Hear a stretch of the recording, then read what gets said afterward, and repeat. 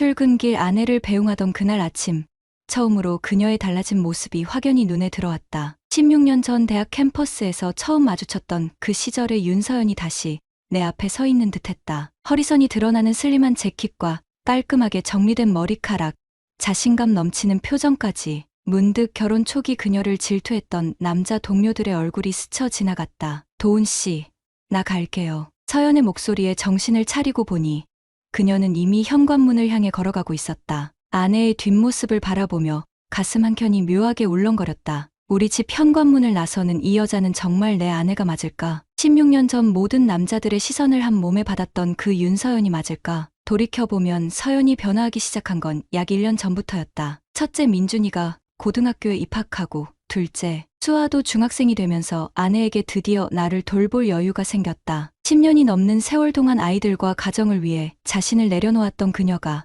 어느 날 문득 거울 속 자신의 모습을 보고 충격을 받았다는 말을 했었다. 내가 언제부터 이렇게 됐을까? 그날 저녁, 서연은 평소와 달리 무언가 결심한 듯한 표정으로 저녁 식사 자리에 앉았다. 가족들이 모인 자리에서 그녀는 조용히 선언했다. 지금부터 자신을 되찾겠다고, 헬스장에 등록하고 피부 관리도 시작하겠다고. 처음에는 건강을 위한 선택이라 생각했다. 아이들도 박수를 치며 응원했고 나 역시 아내의 결심을 지지했다. 첫 두 달은 별다른 변화가 없었다. 퇴근 후 피곤한 몸을 이끌고 헬스장에 가는 아내를 보며 안쓰럽기도 했다. 하지만 세 번째 달부터 서서히 변화가 눈에 띄기 시작했다. 허리가 잘록해지고 팔뚝에 선이 살아났다. 얼굴은 더 생기 있게 밝아졌다. 무엇보다 달라진 건 그녀의 자신감이었다. 6달째 되던 날, 서연은 10년 만에 미용실에서 과감한 변화를 시도했다. 기르던 긴 머리를 어깨선까지 잘라내고 앞머리도 새롭게 손질했다. 집에 돌아온 아내를 보고 아이들은 환호성을 질렀다.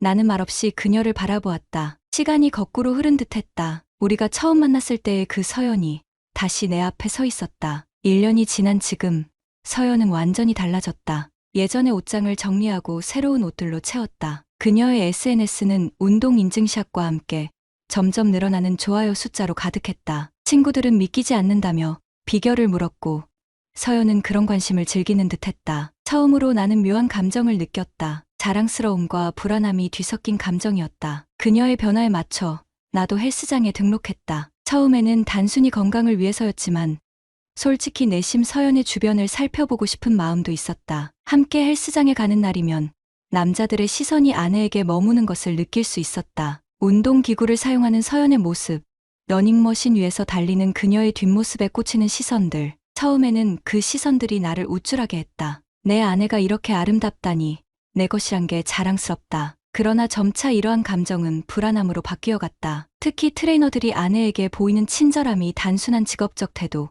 이상으로 느껴지기 시작했다. 그 중에서도 강준혁이라는 트레이너가 유독 신경 쓰였다. 키 큰 체격에 젊고 활력 넘치는 그는 서연에게 항상 특별한 관심을 보였다. 운동 자세를 교정해준다며 그녀의 허리에 손을 올리는 모습, 귓가에 대고 무언가 속삭이며 함께 웃는 모습이 계속 눈에 밟혔다. 어느 날 저녁, 가족 모임 자리에서 서연의 변화에 놀란 처형이 농담처럼 던진 한마디가 내 가슴을 찔렀다. 서연아, 넌 진짜 옛날로 돌아간 것 같다. 근데 이러다 도훈이 말고 다른 남자 생겨도 모르겠네. 모두가 웃었지만 나만은 웃을 수 없었다. 어쩌면 그 말이 현실이 될지도 모른다는 불안감이 스멀스멀 피어오르기 시작했다. 아내의 웃음소리가 귓가에 맴돌았다. 그 웃음소리는 언제부턴가 나만의 것이 아닌 듯했다. 점점 변해가는 아내의 모습을 지켜보는 일은 복잡한 감정을 불러일으켰다. 아내가 아침에 일어나 옷장 앞에 서서 고민하는 시간이 길어졌다. 전에는 편안한 옷을 집어들던 그녀가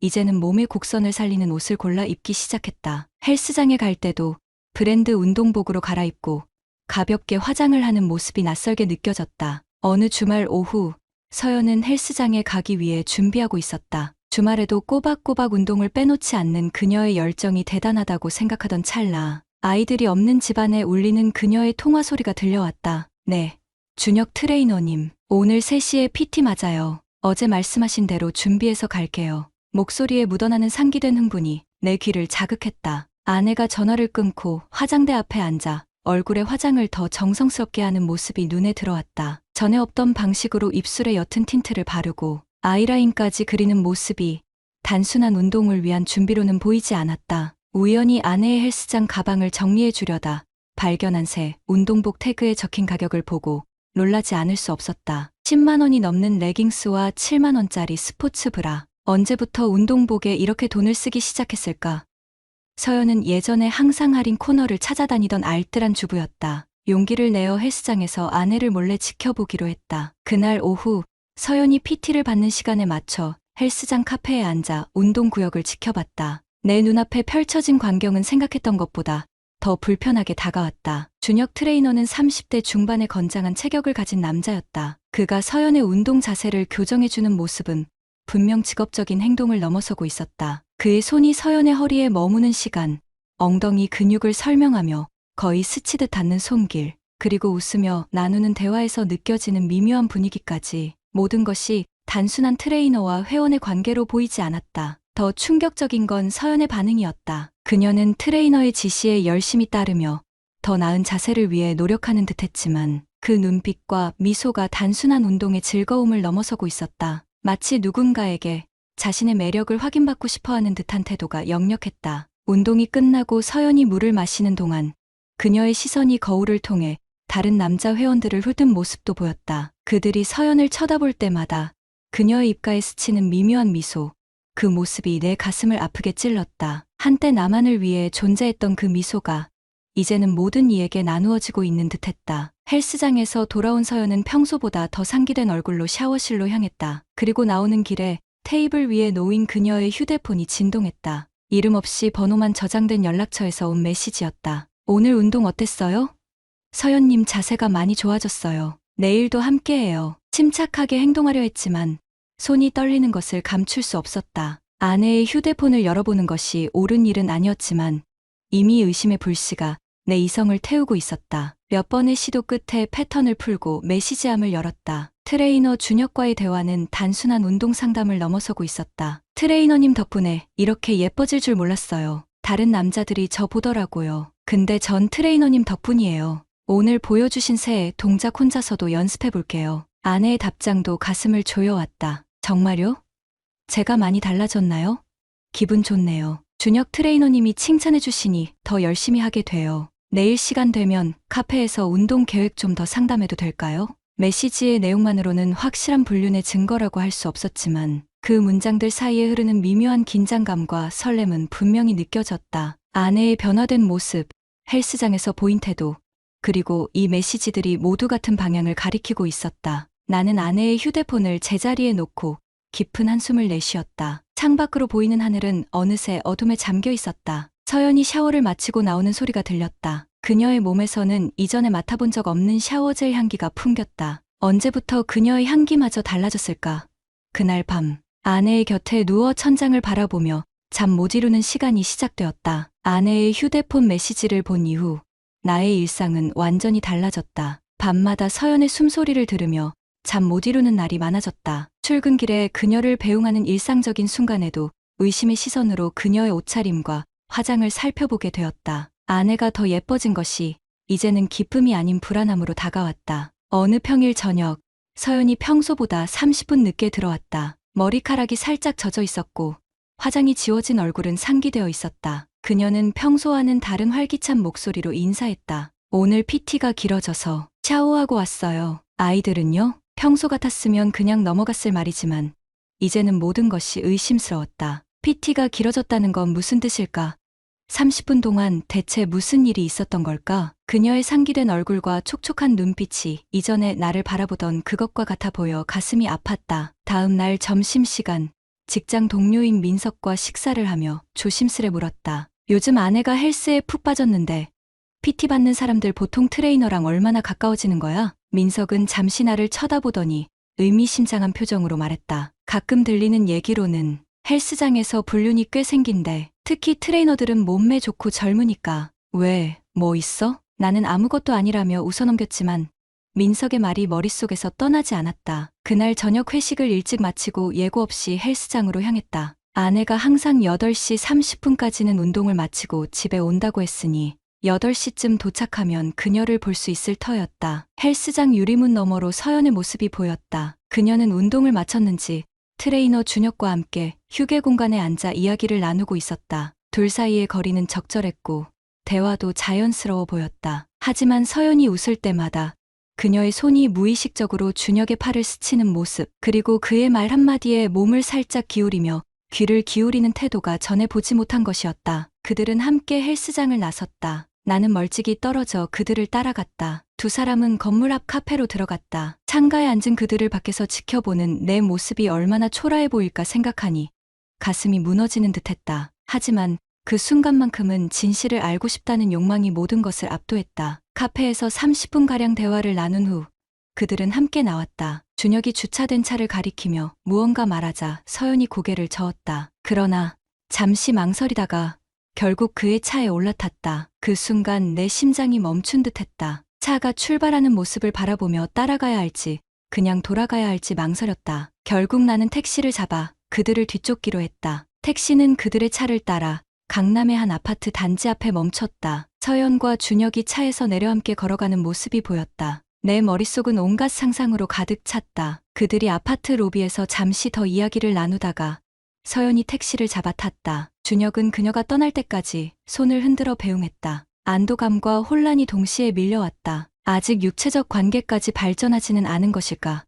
아니면 단순히 오늘은 그럴 상황이 아니었던 걸까? 머릿속은 복잡한 생각들로 가득 찼지만 나는 재빨리 집으로 돌아가기로 했다. 집에 도착해보니 아직 서연은 오지 않았다. 30분 후 현관문이 열리고 그녀가 들어왔다. 평소와 같은 표정이었지만 나는 그녀의 눈빛 속에서 이전과 다른 무언가를 읽을 수 있었다. 운동 잘했어요? 담담하게 물었지만 내 목소리는 미세하게 떨리고 있었다. 네, 오늘은 근력 운동 중심으로 했어요. PT 끝나고 트레이너님이 운동 계획 좀 더 상담해 주셔서 카페에서 이야기 나눴어요. 자연스럽게 카페에 있었다는 사실을 말했지만 택시를 타고 어디를 다녀왔는지는 언급하지 않았다. 나는 더 묻지 않았다. 그녀의 거짓말이 더 명확해지는 것이 두려웠다. 그날 밤 서연은 피곤하다며 일찍 잠자리에 들었다. 나는 거실에 홀로 남아 생각에 잠겼다. 창밖으로 보이는 도시의 불빛들이 흐릿하게 빛나고 있었다. 16년 전 그녀를 처음 만났을 때의 설렘, 결혼을 결심했을 때의 확신,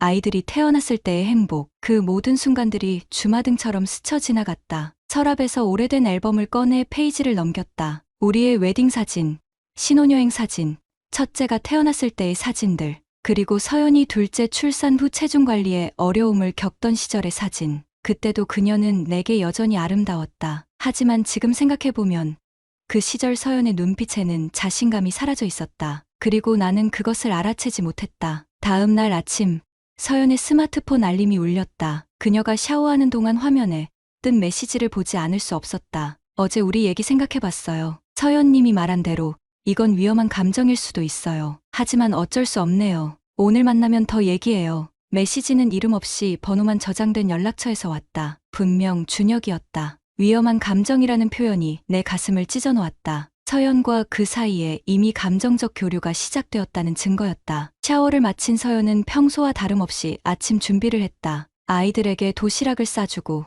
내게도 커피를 건넸다. 하지만 그 일상적인 모습 너머로 그녀의 마음이 이미 다른 곳에 가 있다는 사실이 느껴졌다. 아무 말도 할 수 없었다. 진실을 확인하는 순간 우리 가정이 무너질지도 모른다는 두려움이 나를 짓눌렀다. 서연의 메시지를 본 이후 며칠 동안 나는 내면의 감정과 싸웠다. 표면적으로는 평소와 같은 일상을 유지하려 노력했지만 속으로는 폭풍이 일고 있었다. 식사 시간에 아이들과 대화를 나누는 동안에도 아내의 변화된 행동 하나하나가 눈에 들어왔다. 그녀가 핸드폰을 자주 확인하는 모습, 문자가 올 때마다 살짝 긴장하는 표정, 그리고 이유 없이 미소 짓는 순간들까지. 아내의 운동 가방을 정리하다가 발견한 작은 메모지가 결정적이었다. 615 강남역 5번 출구 7시라고 적힌 메모에는 그녀의 일정표에 없는 약속이 기록되어 있었다. 그날은 서연이 친구들과의 모임이 있다고 했던 날이었다. 일상은 계속되었지만 매 순간이 고통스러웠다. 아이들 앞에서는 평소와 같은 부부로 행동해야 했고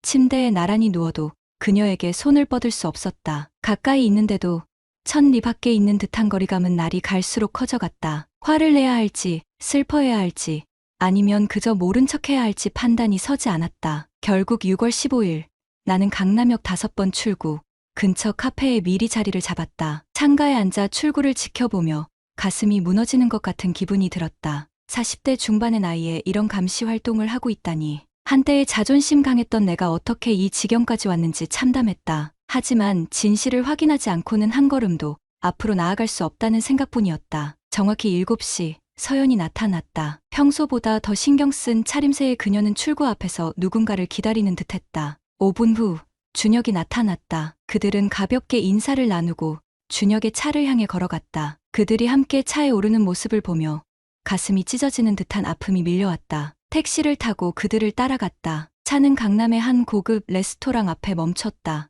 어두운 조명의 와인바였다. 일반적인 식사 자리라기보다는 은밀한 데이트에 더 적합한 장소였다. 그들이 들어간 후 잠시 망설이다가 나도 레스토랑으로 향했다. 인테리어는 로맨틱한 분위기로 꾸며져 있었다. 낮은 조명 아래 서연과 준혁은 구석 자리에 앉아 있었다. 그들은 와인잔을 기울이며 대화를 나누고 있었다. 서연의 얼굴에는 오랫동안 보지 못했던 표정이 떠올라 있었다. 설렘과 기대감, 그리고 약간의 긴장이 뒤섞인 표정이었다. 한때의 나를 바라볼 때 지었던 그 표정이었다. 멀리서 지켜보던 내게는 그들의 대화 내용이 들리지 않았지만 서연이 준혁의 손을 잡는 모습은 확실히 볼 수 있었다. 그리고 준혁이 몸을 기울여 서연의 귀에 무언가를 속삭였을 때 그녀가 웃으며 고개를 끄덕이는 모습도 더 이상 볼 필요가 없었다. 나는 그대로 자리를 떠났다. 집으로 돌아와 기다렸다. 시간이 흐르는 동안 머릿속에는 온갖 생각들이 스쳐 지나갔다. 화를 내야 할까?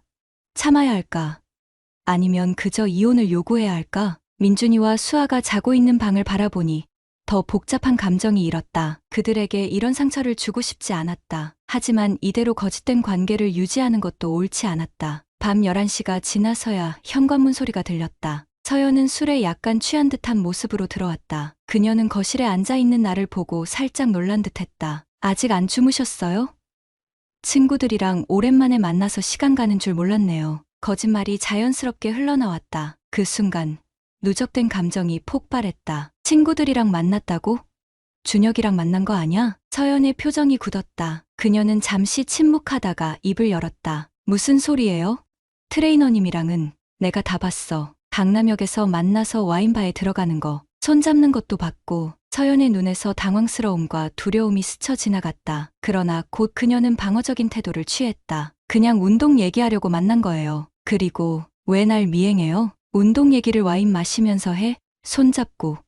서연아, 나한테 솔직해져. 서연은 잠시 침묵했다. 그리고는 한숨을 내쉬며 소파에 앉았다. 미안해요. 하지만 이건 그냥 단순한 호감이에요. 아무 일도 없었어요. 그녀의 말에 분노가 치밀었다. 아무 일도 없었다고?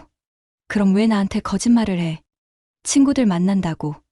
왜 몰래 만나야 했어? 감정이 북받쳐 목소리가 떨렸다. 16년간의 결혼 생활이 이렇게 무너져 내리는 것을 지켜보는 것은 너무 고통스러웠다. 그냥 나도 모르겠어요. 준혁 씨가 나를 여자로 봐주는 게 좋았어요. 내가 매력적이라고, 아름답다고 말해주니까. 서연의 말에 가슴이 찢어졌다. 내가 그런 말 안 해줬어. 내가 예뻐진 거 내가 얼마나 좋아했는데. 그건 달라요. 당신은 그냥 의무감에서 하는 말 같았어요. 준혁 씨는 진심으로 내 변화를 알아봐 줬어요. 그녀의 말이 비수처럼 가슴을 찔렀다. 나는 정말 의무감에서 그녀를 칭찬했던 걸까? 아니었다. 나는 진심으로 그녀의 변화가 자랑스러웠고 아름다워진 아내를 사랑했다. 그럼 이제 어쩌자는 거야? 내가 원하는 게 뭐야? 서연은 고개를 숙이고 침묵했다. 그리고 작은 목소리로 말했다. 나도 몰라요. 혼란스러워요. 그 말에 내 인내심이 한계에 달했다. 아이들은 어쩔 거야? 우리 가정은 16년 동안 쌓아온 모든 것을 내가 혼란스럽다는 이유로 무너뜨릴 거야? 서연의 눈에 눈물이 고였다. 그녀는 정말로 혼란스러워 보였다. 한편으로는 그녀를 이해할 수 있었다. 오랜 세월 동안 자신을 잃고 살아온 그녀가 다시 찾은 자신감과 함께 새로운 감정에 빠져든 것이다. 하지만 그것이 가족에 대한 배신을 정당화할 수는 없었다. 그날 밤, 우리는 서로 다른 방에서 잠을 청했다. 서연은 손님 방으로 들어갔고 나는 우리의 침실에 홀로 남았다. 천장을 바라보며 생각했다. 이 상처를 어떻게 치유할 수 있을까? 그녀를 용서할 수 있을까?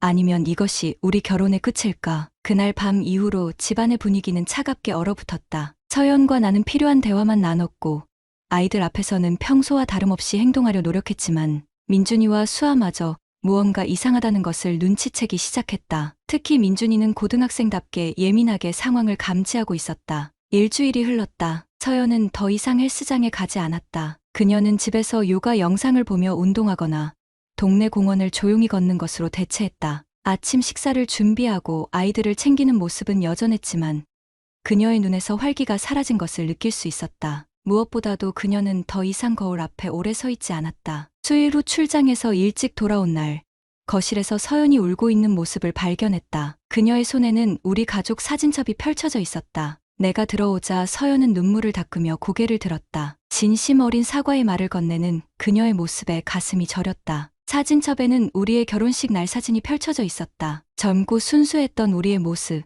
미래에 대한 확신으로 가득 찬 눈빛들이 지금과는 너무 달랐다. 서연은 천천히 마음을 열었다. 결혼하고 아이들을 키우면서 자신이 단지 엄마라는 역할에만 갇혀 있었다고 말했다. 거울 속의 자신은 매일 조금씩 사라져갔고 결국 자신이 누구인지도 기억나지 않았다고 했다. 운동을 시작하고 몸이 변하는 것을 느끼면서 잊고 있던 나를 다시 찾는 기분이었다고 했다. 준혁은 그녀를 그저 윤서연이라는 여자로만 봤다고 했다. 그의 시선에는 과거도 책임도 없었기에 처음에는 그 감정이 신선하고 설렜다고 했다. 하지만 그것이 현실이 아니라는 것을 깨달았다고 말했다. 강남 와인바에서 만났던 날, 준혁이 자기 아파트로 가자고 제안했을 때 문득 정신이 들었다고 했다. 무엇을 위해 이 모든 것을 위험에 빠뜨리려 했는지 깨달았다는 것이다. 그녀는 우리가 싸운 후 밤새 생각했고 결국 준혁에게 더 이상 만날 수 없다고 말했다고 했다. 처음에는 그가 이해하지 못했지만 결국 받아들였다고 했다. 서연의 고백을 들으며 복잡한 감정이 교차했다. 분노와 상처,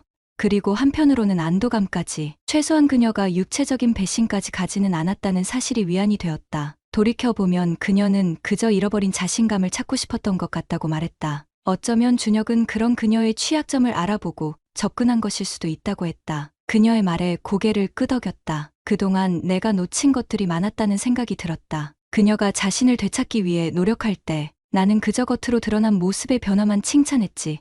그 내면의 갈등과 성장을 제대로 지지하지 못했다. 나도 미안한 마음을 전했다. 그녀가 그런 마음이었는지 몰랐다고. 그저 예뻐지는 것만 좋아했지. 왜 그렇게 변하고 싶어 하는지는 생각해보지 않았다고 말했다. 서연은 놀란 듯 나를 바라보았다. 그녀의 눈에 희미한 빛이 돌아오는 것 같았다. 우리가 서로 진심으로 대화한 게 언제였는지 생각해보았다. 그저 일상적인 이야기, 아이들 이야기만 나누다 보니 서로의 마음을 놓친 것 같았다. 우리는 그날 밤 오랜만에 진심으로 대화했다. 서연이 잃어버렸던 자신감에 대해, 나의 무심했던 태도에 대해, 그리고 앞으로 우리가 어떻게 달라져야 할지에 대해. 다음 날 아침, 서연은 오랜만에 화장을 하고 예쁜 옷을 입었다. 하지만 이전과는 달랐다. 그녀의 표정에는 과시하는 듯한 모습이 아닌 편안함과 자신감이 묻어났다. 나는 그녀의 변화를 진심으로 칭찬했다. 단순히 외모가 아니라 그녀가 행복해 보여서 더 아름답다고 말했다. 서연의 얼굴에 환한 미소가 번졌다. 그 미소는 오랫동안 보지 못했던 진심에서 우러나오는 것이었다. 우리의 치유 과정은 천천히 진행되었다. 서로에 대한 신뢰를 다시 쌓아가는 것은 쉽지 않았다. 때로는 예전 일이 떠올라 가슴이 아프기도 했지만 그럴 때마다 솔직한 대화로 감정을 풀어냈다. 서연은 다른 헬스장으로 옮겼고 이번에는 나도 함께 다니기 시작했다. 주말에는 가족이 함께 산책하거나 자전거를 타며 시간을 보냈다. 민준이와 수아도 부모의 변화를 느끼는지 더 활기차고 밝아졌다. 물론 완전한 용서와 회복까지는 아직 먼 길이 남아있다. 가끔은 불현듯 의심이 고개를 들기도 하고 서연도 가끔 죄책감에 잠기는 날이 있다. 하지만 우리는 이제 그런 감정들을 숨기지 않고 함께 나누며 극복해 나가고 있다. 어제는 서연의 생일이었다. 아이들과 함께 깜짝 파티를 준비했고 오랜만에 가족 사진도 찍었다. 사진 속 서연의 모습은 1년 전과 비슷하게 아름다웠지만 눈빛은 완전히 달랐다. 그녀의 눈에는 이제 내면의 평화와 진정한 자신감이 담겨 있었다. 잠자리에 들기 전 서연이 날 다시 믿어줘서 고맙다고 속삭였다. 나는 그녀의 손을 꼭 잡았다. 우리 앞으로도 계속 서로를 찾아가자고. 그리고 우리는 부부이기 전에 서로를 사랑하는 두 사람이라는 것을 잊지 말자고 말했다. 그녀의 눈에 맺힌 눈물이 반짝였다. 그것은 슬픔의 눈물이 아닌 새로운 시작에 대한 희망의 눈물이었다. 하지만 이것이 우리 이야기의 완벽한 결말이라고 말하기는 아직 이르다. 상처는 쉽게 아물지 않고 의심은 때때로 고개를 든다. 어쩌면 우리는 평생 이 사건의 그림자와 함께 살아가게 될지도 모른다. 하지만 그것이 우리의 사랑을 무너뜨리지는 못할 것이다. 오히려 이 시련을 통해 우리는 서로를 더 깊이 이해하게 되었다. 나는 이제 묻는다. 사랑이란 무엇인가? 완벽한 동반자를 만나는 것인가? 아니면 불완전한 사람과 함께 성장해가는 과정인가? 배신과 상처 후에도 다시 시작할 수 있는 용기가 진정한 사랑일까? 아니면 단 한 번의 실수도 용납하지 않는 것이 진정한 사랑일까? 여러분이라면 어떤 선택을 하시겠습니까? 가족과 오랜 세월 쌓아온 추억을 지키기 위해 용서하고 새롭게 시작하는 길, 아니면 상처를 안고 새로운 삶을 찾아 떠나는 길. 정답은 없다. 다만 각자의 상황과 마음이 이끄는 대로 선택할 뿐이다. 우리의 선택이 옳았는지는 아직 모른다. 하지만 적어도 지금 이 순간 우리는 서로를 바라보며 미소 짓고 있다. 그것으로 충분하지 않을까? 구독자님들, 다른 분들과 함께 의견 나눠보세요. 저도 읽어보며 소통하겠습니다.